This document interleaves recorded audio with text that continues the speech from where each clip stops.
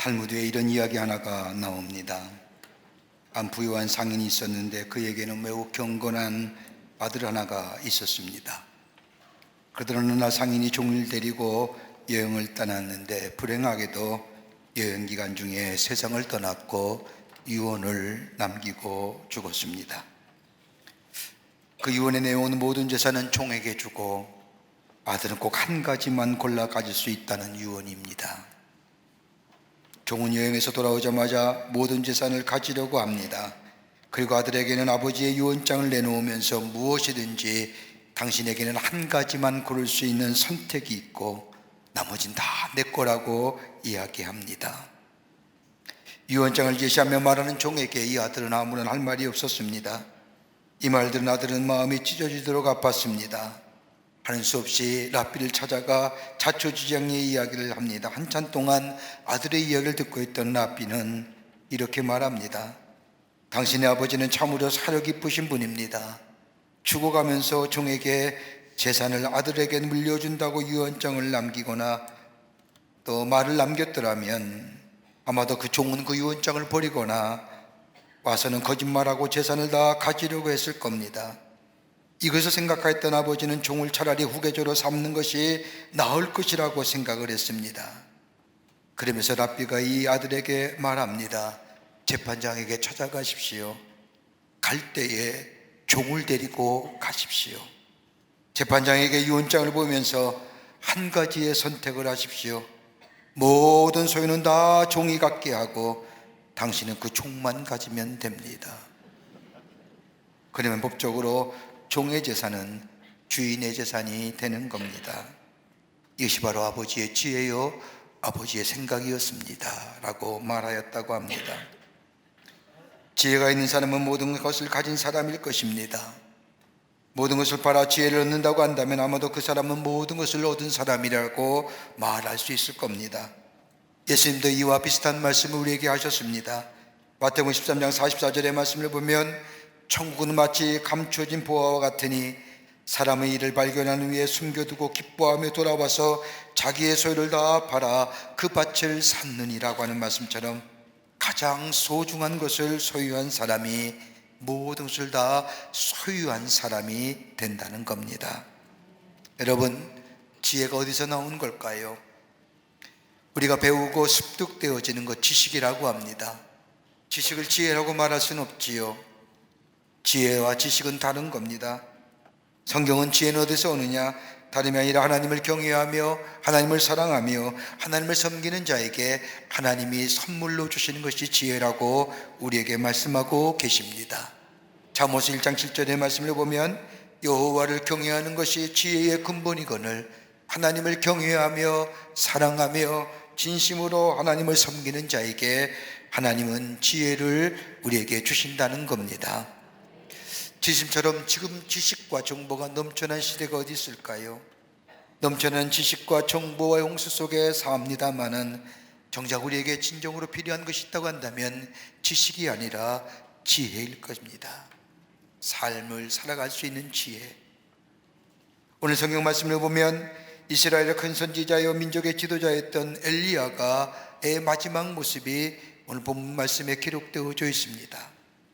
성경에 이만한 능력이 있는 선지자가 있을까 할 정도로 많은 이적과 기사와 표적을 행한 이가 엘리야입니다. 우리가 알다시피 에녹과 엘리야와 예수님은 이 땅에서 죽음을 보지 아니하고 하늘나라로 승천하신 분들입니다. 이제 엘리야가 하나님의 부르심을 받아서 하나님 나라에 갈 시간이 가까이 왔을 때에 엘리야의 뒤를 이어 이스라엘의 예언자가 된 엘리사와의 마지막 헤어지는 장면이 오늘 본문의 말씀의 내용입니다. 가만히 들여다보면 엘리사는 엘리야를 끝까지 따라갑니다. 엘리야가 길갈에서 베델에서 여리고로 그리고 요단으로 계속 자리를 옮겨갈 때마다 이 엘리사는 엘리야를 계속해서 따라갑니다. 하도 따라오니 엘리야가 말합니다. 여기 머물라. 그런데 엘리사는 아닙니다. 끝까지 따라갈 것입니다 라고 하며 엘리야를 끝까지 따라갑니다. 엘리야의 것을 떠나지 아니하고 계속 따라다니자 엘리야가 하늘나라로 승천할 즈음에 엘리야가 엘리사에게 묻습니다. 내가 내게 어떻게 할 것을 구하라. 그럴 때에 마치 기다렸듯이 엘리야사가 엘리야를 향하여 말합니다. 당신의 영감이 갑절로 내게 있기를 원합니다. 옛날에 성경 구절은 영감이라고 했어요. 할머니의 남편이 영감이 아니라 인스피레이션이에요. 영감입니다. 근데 요즘 성경은 그런 오해가 있으니까 뭐예요? 성령의 역사라고 썼습니다. 그러니까 쉽게 얘기하면 성령의 역사가 갑절로 내게 있기를 원합니다.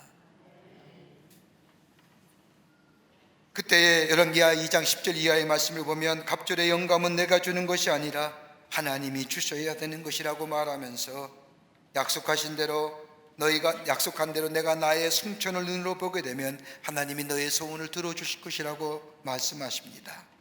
그러면서 이 엘리사가 하늘나라로 승천하신 하는 엘리야를 바라봅니다. 그때 하나님께서 약속하신 대로 엘리사에게 성령의 역사를 갑절로 허락하십니다. 이런 놀라운 성령의 역사를 경험한 성령 충만한 이 엘리사는 열왕기하 2장의 말씀을 보면 수많은 이적과 기사와 표적을 행합니다. 기름병에 마르지 아니한 기적들, 수넴 여인에게 아들을 고치는 기적들, 나아만의 문둥병을 고친 역사, 도단성의 기적들, 아마도 스승인 엘리야보다 더 많은 표적과 이사와 기적을 행하면서 하나님 나라의 복음을 전했던 것을 보게 됩니다. 가장 소중한 것을 구했던 엘리사, 그의 스승인 엘리야보다 성령의 역사에 갑절을 받아 이스라엘 선지자여 예언자로서 많은 이적과 표적을 행했던 하나님의 사람, 하나님의 역사를 일으켰던 엘리사. 여러분, 우리가 다 예수 믿는 그리스도인입니다. 이 세대에 살고 있는 우리들에게 진정 필요한 것이 어떤 걸까요? 하나님의 축복을 받는 것도 귀하고, 하나님의 역사하심을 통하여 병고침의 역사도 중요하며, 하나님의 놀라운 인도하심과 보호하심의 역사 속에도 귀하고 소중한 것이지만, 그보다 더 이 시대를 살고 있는 우리에게 진정 필요한 것이 어떤 걸까요? 영감이 넘치는 삶, 성령의 역사하심에 갑절로 있는 삶들, 하나님이 주시는 생각, 땅의 생각이 아니라 하늘의 생각이 우리에게 필요한 것은 아닐까요? 땅의 생각은 썩어질 것이요, 사라질 것이요, 없어질 것이지만 저 하늘의 생각, 영의 생각은 우리 안에 영원히 남겨 우리의 영원한 삶의 인도자와 지침이 되고 가르침이 되는 그 하늘의 생각들, 영의 생각들, 어떻게 하면 우리 안에 이 영감이 넘치는 삶, 영의 생각을 가지고 살아가는 하나님의 백성의 삶, 그래서 내 안에 역사하시는 성령의 역사하심을 통하여 하나님이 증거되고 하나님 나라가 이 땅에 내 삶을 통하여 증거될 수 있다고 한다면, 내가 특별하게 나아가서 특별한 하나님의 일을 하지 않더라도 내 안에 성령이 충만하여 성영감이 넘치는 삶을 통하여 영의 생각 속에, 내 삶 속에 하나님이 드러나고 하나님이 증거되는 인생에 살 수 있다고 한다면 이것보다 귀한 일이 어디 있을까요?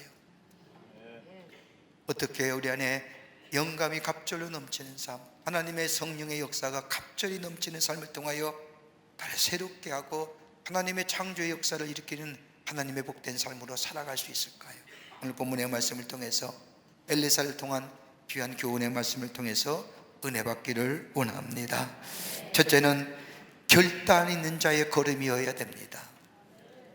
오늘 6절 말씀을 보십시오. 따라오지 말라는 엘리야의 말에 엘리사가 이렇게 말합니다.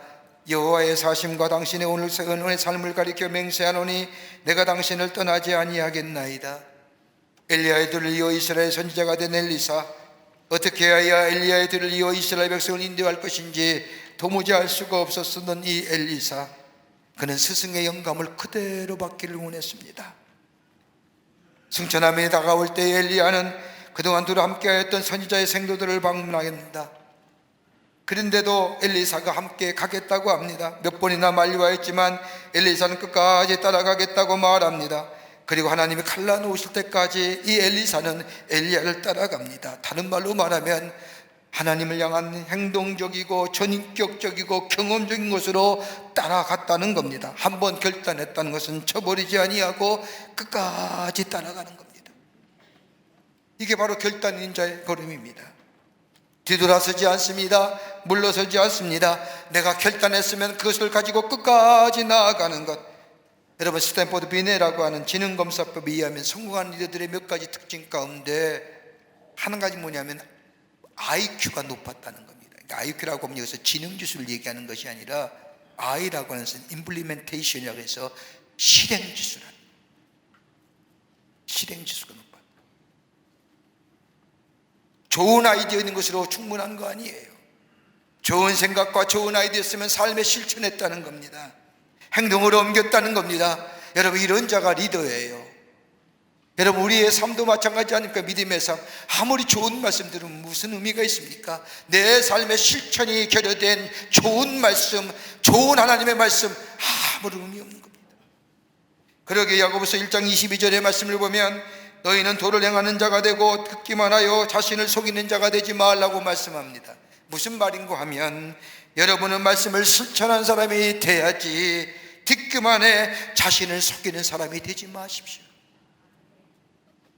여러분, 하나님의 말씀을 듣는 게 우리의 귀만 좋으라고 듣는 겁니까? 우리 마음의 평안을 위해서만 듣는 겁니까? 하나님의 말씀이 궁극적으로 우리에게 마음의 평안을 주시기 위해서 듣는 하나님의 말씀입니까? 아닙니다. 하나님은 우리의 삶 속에 가장 원하는 것, 우리의 삶이 형통케 되기를 원하신 것이 우리 하나님의 마음이요, 우리를 향한 마음입니다. 형통이라는 게 어떤 걸까요? 우리의 영혼과 우리의 육신과 우리의 마음이 하나님 앞에 하나님의 주신 축복을 누리며 사는 삶, 여러분, 그 형통케 되는 삶의 원인이 언칙일까요? 말씀을 들었으면 들음에 의해서 내 삶의 실제화되고 실체화되고 그리고 내 삶의 열매화 되어질 때에 거기에 하나님이 주신 축복의 역사가 내 삶 속에 현실화되는 겁니다. 들으면 뭐합니까? 그때만 마음이 편안하면 무슨 의미가 있습니까? 삶의 변화가 없는데요. 여러분, 우리가 잘 알고 있는 소경 바디메오 이야기 하실 겁니다.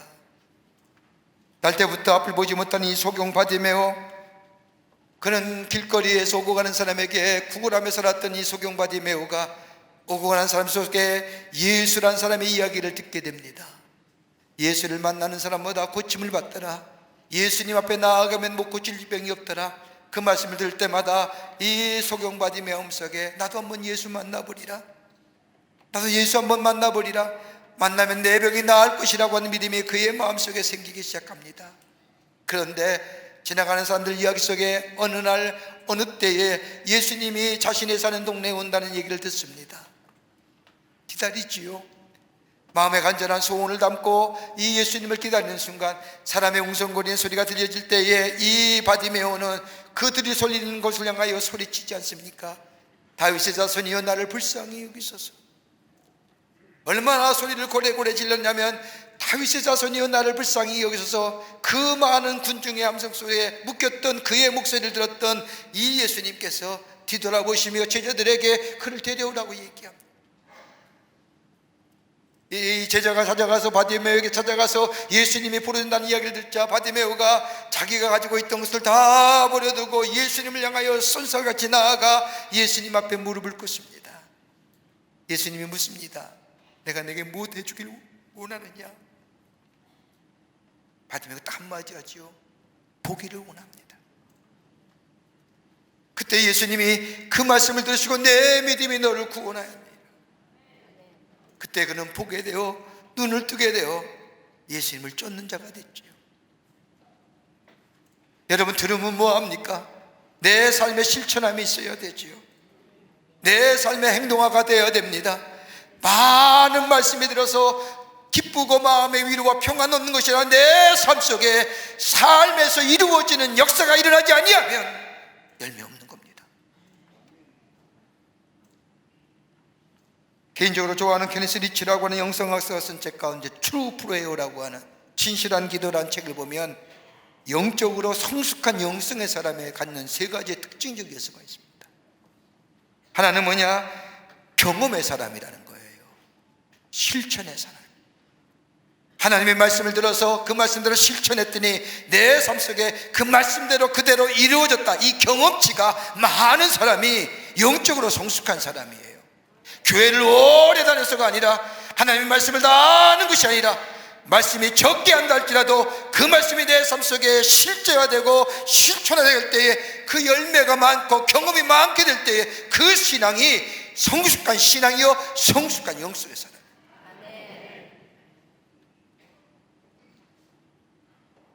여러분, 아브라함 보세요.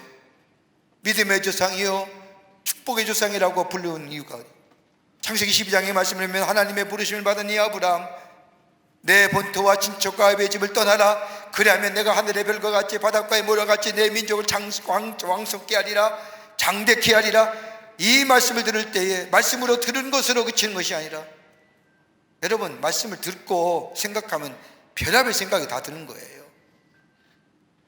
말씀은 그럴 때 아브라함은 그 자리에서 일어나 본토와 친척과 아비의 집을 떠나 하나님의 말씀에 따라 삶으로 실제와 실천화되게 될 때, 그를 통하여 인류가 장대케 되는, 그의 민족이 장대케 되는 역사, 하나님의 약속의 성취를 이루었던 것을 보게 됩니다. 말씀을 들었으면 믿는 겁니다. 믿었으면 내 삶 속에 실제화시키는 겁니다. 실천화시키는 것이고 행동화시킬 때에 내 삶 속에 열매가 맺어지고 그 안에 영적인 성숙함의 역사를 갖게 됩니다. 두 번째 특징이 뭐냐? 거룩함이에요. 성별된 삶이에요. 이게 성숙한 인격의 그리스도인의 삶이라는 겁니다. 하나님이 세상을 창조하실 때, 특별히 인간을 창조하실 때 하나님은 당신의 형상대로 흙으로 빚으사 우리 안에 르하우, 생기를 불어넣음으로 하나님의 형상대로 지음받은 인간이 됐습니다. 하나님의 형상대로 지음받았기에 우리 안에 거룩함이 있습니다. 우리 안에 의로움이 있습니다. 더 나아가 우리 안에 진리가, 진실함이 있습니다. 그런데 이 거룩함과 진실함과 의로움이 죄로 인하여 파괴됐습니다. 하나님의 형상이 파괴됐다는 것은 다름이 아니라 내 안에 거룩함이 사라졌다는 것이요, 진실함이 사라졌다는 것이요, 내 안에 의로움이 사라졌다는 겁니다. 그러게 죄의 싹은 사망이라는 얘기가 이 얘기입니다. 내 안에 거룩함도 사라지고 진실함도 사라지고 의로움도 사라졌기에 내 삶은 죽음뿐이라는 겁니다. 그런데 이걸 회복할 수 있는 길이 어디 있을까요? 다름이 아니라 하나님의 사랑 안에 거할 때에 가능합니다. 그 하나님의 사랑이 어떤 걸까요? 우리를 구원하시기 위해서 우리 안에 죄로 인하여 죽어야 될 우리의 삶을, 우리의 생명을 구원하시기 위해서 하나밖에 없는 당신의 아들 이 땅에 보내주셔서 우리의 죄를 위하여 대신하여 죽게 하심으로 우리의 죄에서 구원하시고 우리들 죄에서 사하여 주신 그 하나님의 사랑 안에 거할 때에 구원받았다는 어떤 것, 내 안에 거룩함이, 진실함이, 의로움이 다시 회복되었다는 겁니다. 내 안에 진실되게 살아야죠. 구별되게 살아야죠. 의로움 속에 살아요.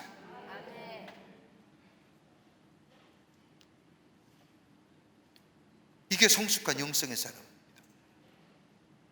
또 하나 또 간다면 영적인 분별력입니다. 영적인 분별력이 있는 사람이 성숙한 인격의 그리스도인의 삶을 살아갑니다. 여러분, 영적인 분별력이 어디서 나올까요? 하나님을 온전히 경외할 때에, 하나님을 온전히 섬기고 믿게 될 때에 내 안에 성령의 임재하심을 통하여, 성령의 역사하심을 통하여 성령께서 내게 해야 할 일과 하지 말아야 할 일과 옳고 그름과 죄와 어둠과 선과 이걸 구별케 해주신다는 거예요. 여러분, 우리의 지각과 우리의 판단은 다분히 이기적인 것이기 때문에요, 내 이익에 관해서 따라가요. 가만 보세요. 내가 아무리 지식과 경험 가지고, 내 경험치 가지고 옳고 그름을 판단하지만 가만히 보면 내 안에 이기적인 욕심에 따라서 따라가는 사람. 그래서 아무리 지식과 지혜가, 지식과 경험치가 많아도 넘어진 이유가 여기 있는 거예요. 보잖아요. 대단한 사람도 넘어지잖아요. 하나님의 영이 내 안에 거할 때에 옳고 그름을 분별할 수 있는 거예요. 무엇이 선이고 무엇이 악인지, 그보다 더 중요한 것이 하나님이 원하시는지 아니면 하나님이 원치 아니하시는지. 바른 분별력과 바른 판단력과 바른 결정력을 갖게 하세요. 내가 결단했다, 지키게 해주시는 거예요. 내가 선택했다, 내가 하나님 안에서 성령의 역사하심을 통하여, 성령의 인도하심을 통하여 내가 바른 선택했다, 그 선택을 바르게 하시고 그 선택에 하여금 열매 맺게 하여 주시고 내 삶을 풍성한 삶으로 인도해 주신다는 거예요. 이게 영적인 성숙함의 지표예요. 교회 오래 다니고 믿음 생활 오래, 이거는 관계없는 거예요.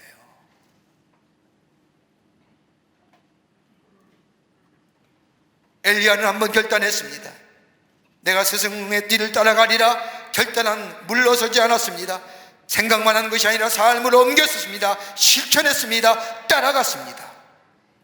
여러분, 요새 남녀노소 불구하고 청년 청소년 불구하고 가장 많이 잘 입는 옷이 진 아닙니까? 블루진, 청바지입니다. 다 한 벌씩은 갖고 계실 겁니다. 여러분, 청바지가 어떻게 탄생되고 이 세상에 나오게 되는지 아십니까?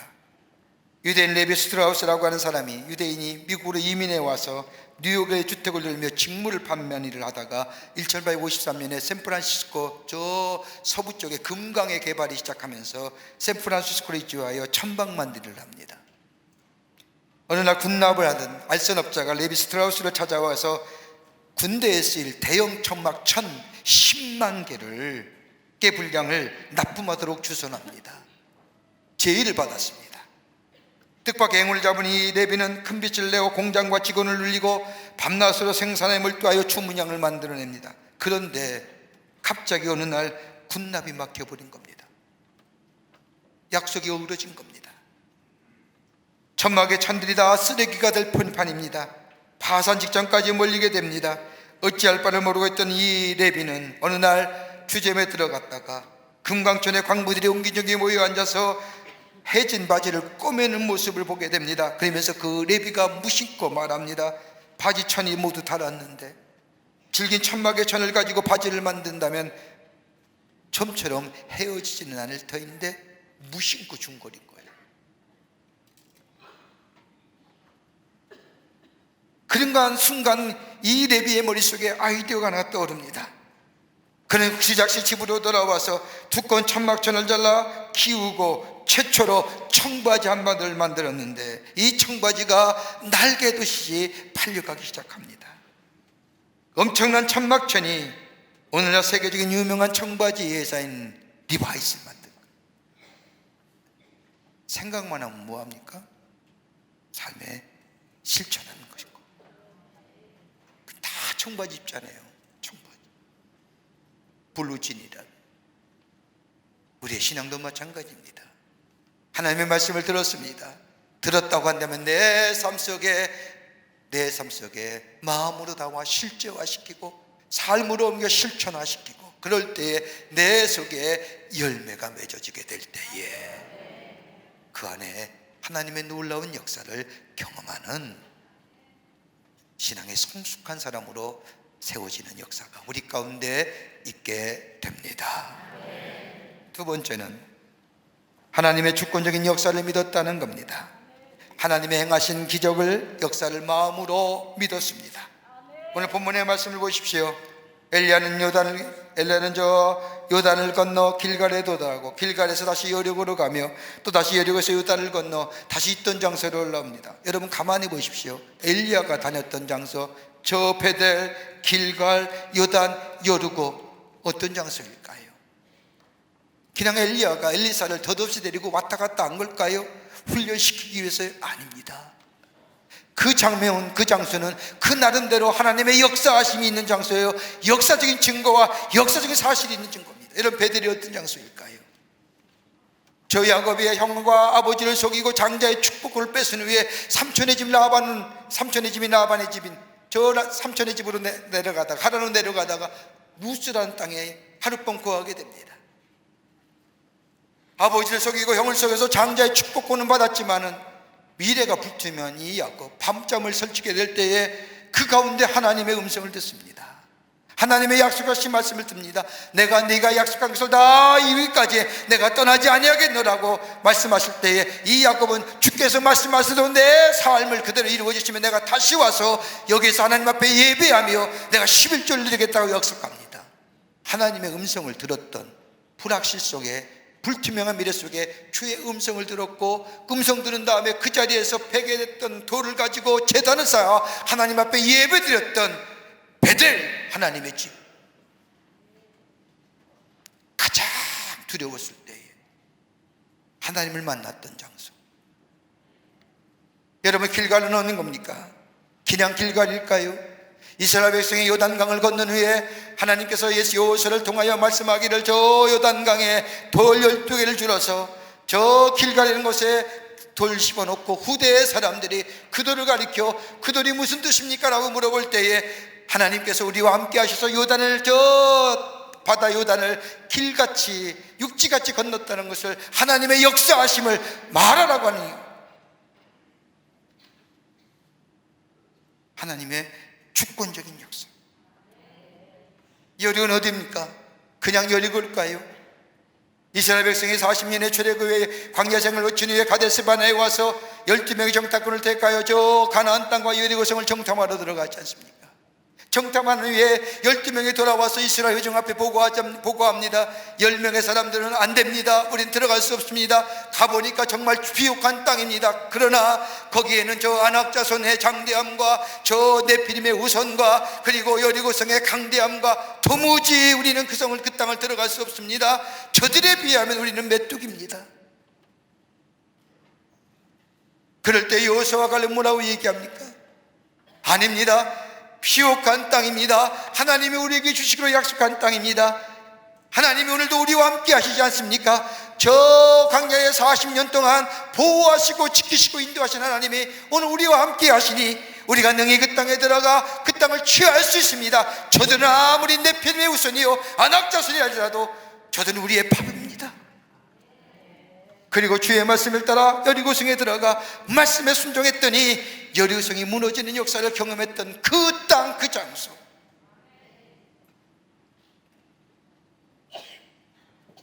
요단은 어디입니까? 하나님의 기적의 역사 가운데 저 요단강을 건너 하나님의 약속의 성취를 들어갔던 그 걸림된 땅을 건넜던 요단. 엘리야는 엘리사를 데리고 그걸 본 거예요. 그냥 봤을까요? 가는 장소마다 하나님의 역사하심을 얘기했을 거 아닙니까? 하나님의 함께 하신 하나님의 주권하심. 여러분, 엘리사 가만히 보십시오. 엘리사는 엘리야처럼 어느 나라에 어느 마을에 어느 사람의 그 역사가, 그 개인의 역사가 나타나지 않습니다. 그의 신앙에 대해도 언급하지 않습니다. 그가 어떤 신앙의 사람이며 무엇을 했으며 누구이며, 다만 알 수 있었던 것은 다만 한 가지, 저 선지학교의 학생이었다는 사실 하나만 압니다. 여러분, 선지학교의 학생이 어떤 사람입니까? 하나님과 교통하며 하나님의 열정에 사로잡힌 사람들. 열정만 있지, 뜨거움만 있지, 하나님의 역사하심, 하나님의 주권적인 역사에 대해서는 잘 모르는 이 엘리사. 하나님의 이스라엘 역사 가운데 어떻게 역사하셨는지, 그 하나님의 역사인이 개인의 삶 속에 어떻게 역사하고 있는지,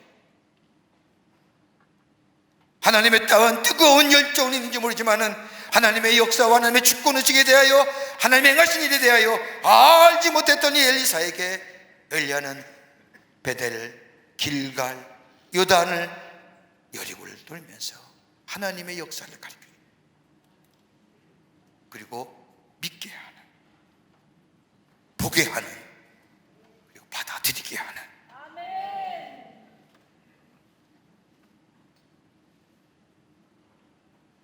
얼마 전에 주일 예배가 마친 후에 제 사무실에 집사님 한 분이 찾아오셨습니다. 신실하신 집사님이고 얼마나 믿음이 고운 집사님인지 모릅니다. 젊으신 집사님이 갑상선 이상으로 인하여 고생하면서 수술을 3번씩이나 받으셨습니다. 그때마다 함께 기도했는데 그 주일 아침에 나사로에 관한 말씀을 들었답니다. 3번씩이나 갑상선으로 인하여 수술하였던 집사님, 예수님 믿지만 병으로 인하여 왜 하나님이 나에게 이런 고통을 주셨을까? 왜 내가 뭘 그렇게 잘못했기에 내게 이런 아픔을 주시는 걸까? 3번 수술하니까 목소리가 안 나오잖아요. 찬송을 부르고 싶어도 제대로 소리가 나오질 않습니다.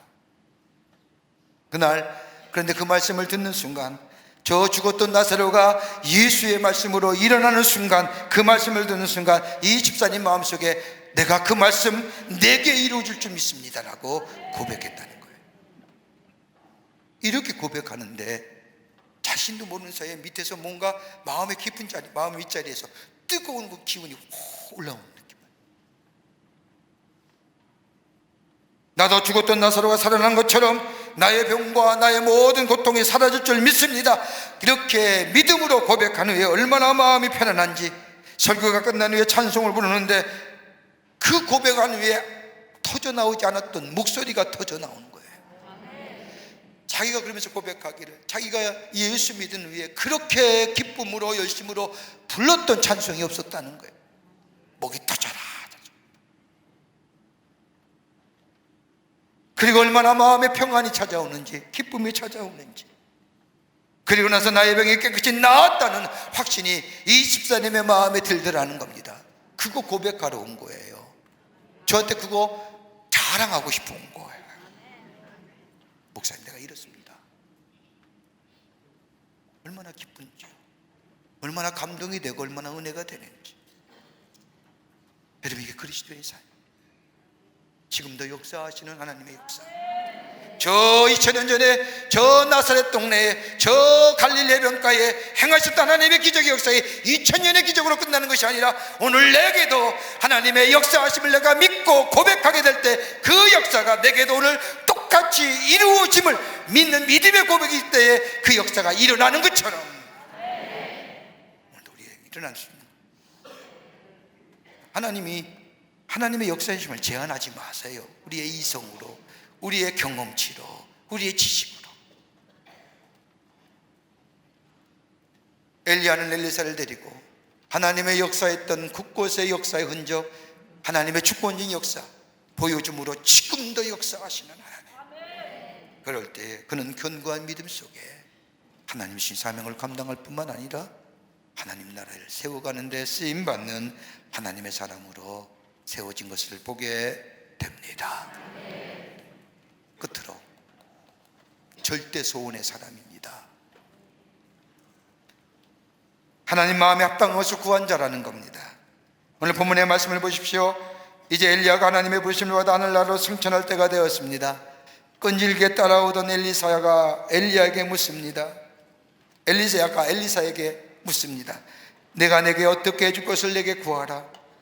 다시 말하면 내 소원이 무엇이냐라고 물을 때에 이 엘리사가 대답합니다. 성령을 주시되 당신에게 주신 성령보다 갑절로 내게 더해 주십시오. 이럴 때는 옛날 성경 버전이 더 우리에게 은혜로 다가오시죠. 영감을 주시되 당신이 가졌던 영감을 갑절로 내게 주시옵소서. 얼마나 대단한 소원의 고백일까요? 여러분, 오늘 예수님이 여러분이 찾아와서 너 소원 뭐냐?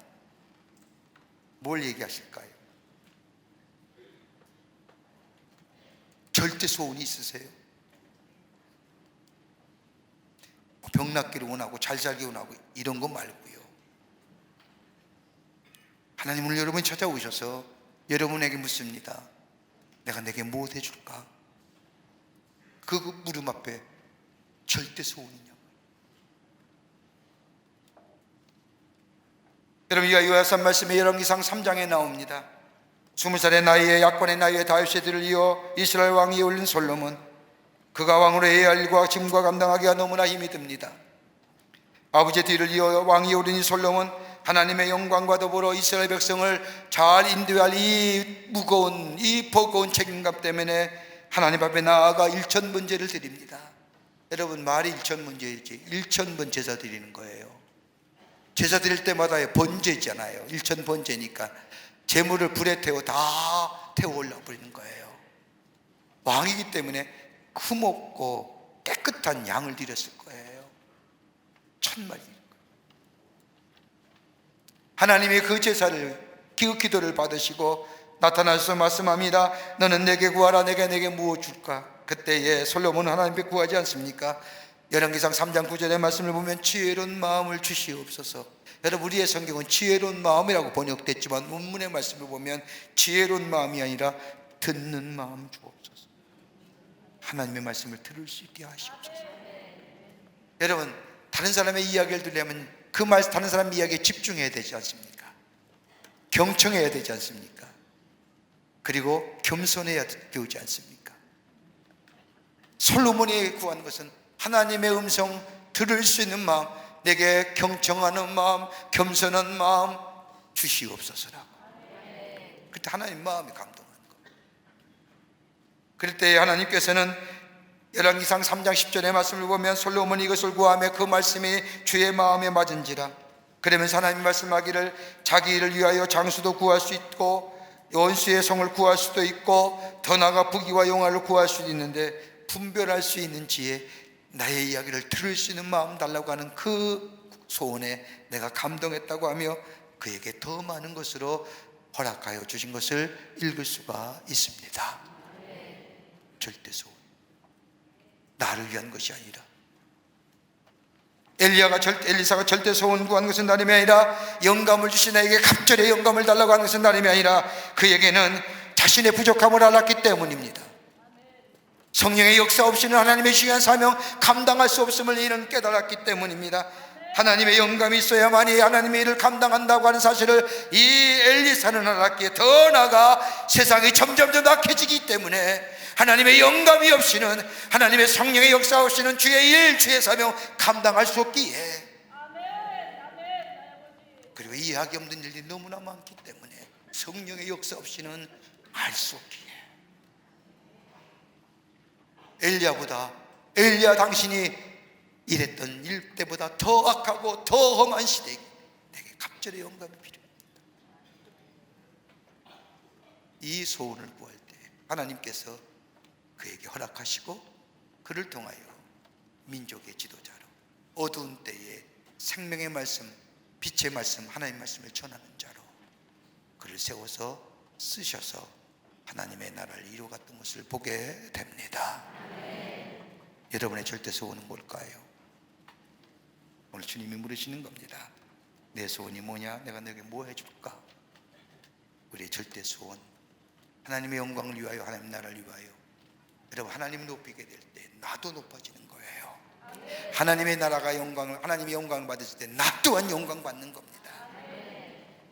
절대 소원을 알릴 수 있는 자,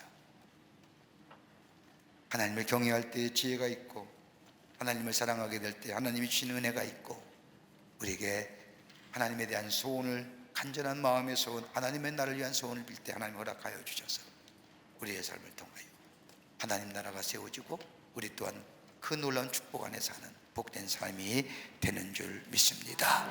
이런 믿음의 고백이 여러분과 저 가운데 있어지기를 주의 이름으로 축원합니다.